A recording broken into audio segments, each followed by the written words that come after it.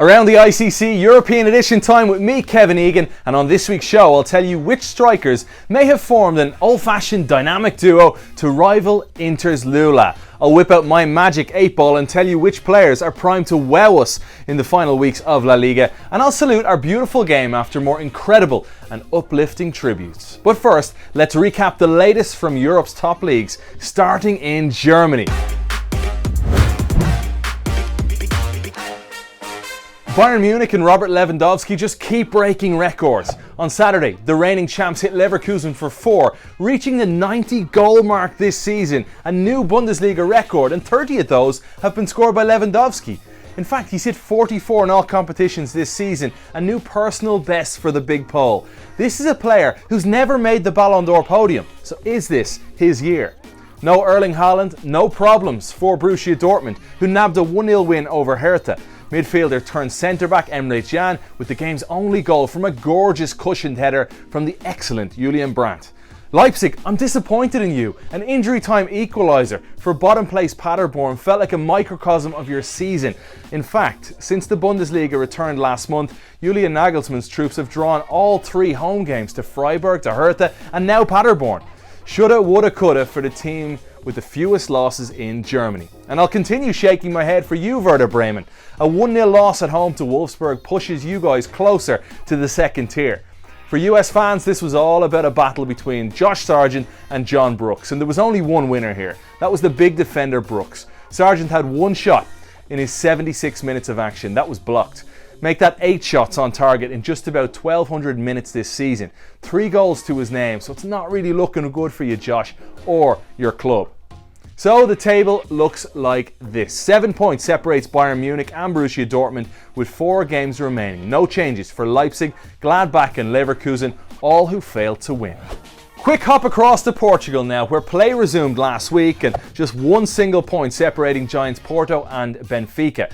Here's the story. Porto lost on Wednesday, leaving a huge door open for ICC and reigning league champions Benfica, who fluffed their lines. A scoreless home draw against 14th place Tondela.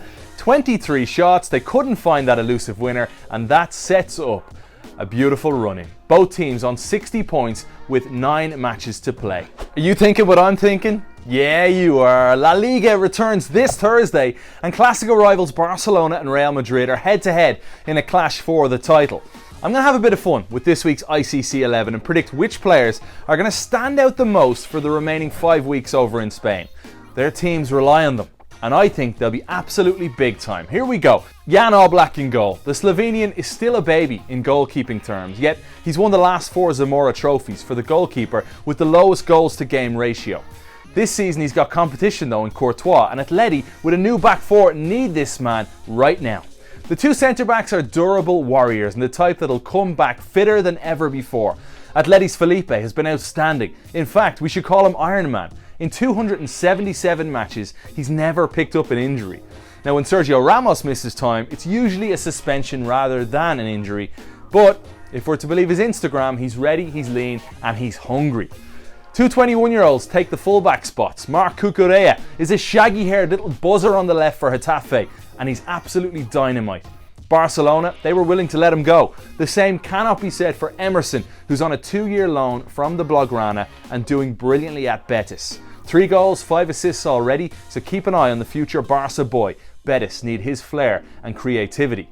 I'm predicting we see a resurgence from the great Sergi Busquets. The big man was starting to look a little slow of late, but he's rested and he's ready. We all know how crucial he is in transitioning Barca from defence to attack, but he's equally as important reading the game defensively and preventing counters. A fresh Busquets is incredible news for Barcelona.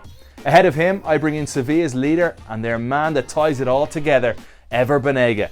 He averages more passes than any teammate, and he leads the team in assists from midfield. He'll need to be huge if Sevilla can hang on to 3rd place. Chasing them is Real Sociedad and football's very own Justin Bieber, Martin Odegaard. He's found home comforts on loan at La Real, and no doubt Real Madrid are keeping an eye because he's been exhilarating, he's been classy and he's been complete. And to the strikers, Leo Messi. Well, we all know about Messi dependencia. It's very much alive in Barcelona, and they'll be hoping the magician can carry them home to another title. He leads the league in goals and assists. Eden Hazard may seem like a wild pick, just one single goal since his blockbuster move from Chelsea last year, but all reports from the Spanish capital say he's looking fitter and fresher than ever right now. And finally, aside from Barcelona and Messi, if there's one club that utterly rely on their star to come good at a time of need, yeah, it's Celta Vigo and it's Iago Aspas, and the Spanish international doesn't disappoint. He joined the club as an 8-year-old boy, and now at 32, he may have to save them in back-to-back seasons as Celta sits just 1 point above the drop. For me, these are 11 players that I expect to produce when it counts in La Liga. So you may have noticed I went with a 4-3-3 in this week's ICC 11, and it got me thinking, whatever happened to the double trouble partners up front, the likes of Romario and Bebeto, Shearer and Sutton, Forlan and Aguero, York and Cole?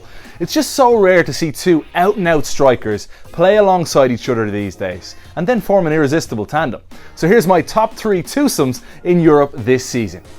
At 3, I'm going for the old guys at Getafe, Jorge Molina and Jaime Mata, a combined age of 69 and steering Getafe toward the Champions League.